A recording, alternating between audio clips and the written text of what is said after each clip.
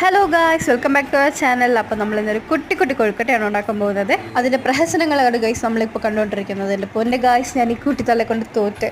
അപ്പോൾ എല്ലാം ഉരുട്ടി കൊടുക്കേണ്ടതായിട്ടുണ്ട്. അതിൻ്റെ ഇടയ്ക്ക് അമ്മ കുറേ ഹാർട്ട് ഷേപ്പ് ഉണ്ടാക്കി ചീറ്റിയിട്ടിരിക്കുകയാണ് ഗൈസ്. അപ്പോൾ അമ്മ അവിടെ ഉരുട്ടിക്കൊണ്ടിരിക്കുമ്പോൾ ഞാനിവിടെ പാവക്കുട്ടിയുടെ ഷേപ്പിലൊക്കെ എന്തൊക്കെ ഉണ്ടാക്കിക്കൊണ്ടിരിക്കുകയായിരുന്നു. അപ്പോൾ ഗൈസ്, ഞങ്ങളിവിടെ ഉരുട്ടി കഴിഞ്ഞിട്ടുള്ള പാത്രം എടുത്ത് അമ്മ കൂടെ കളിച്ചുകൊണ്ടിരിക്കുകയാണ് അമ്മ.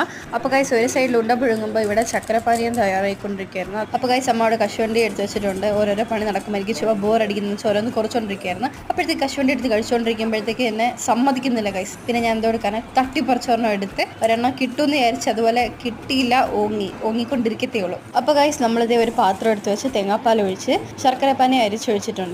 അതിലേക്ക് കുറച്ച് പൊടിച്ച ഏലക്കയും വേവിച്ച ഉണ്ടയും ചേർക്കുന്നുണ്ട്.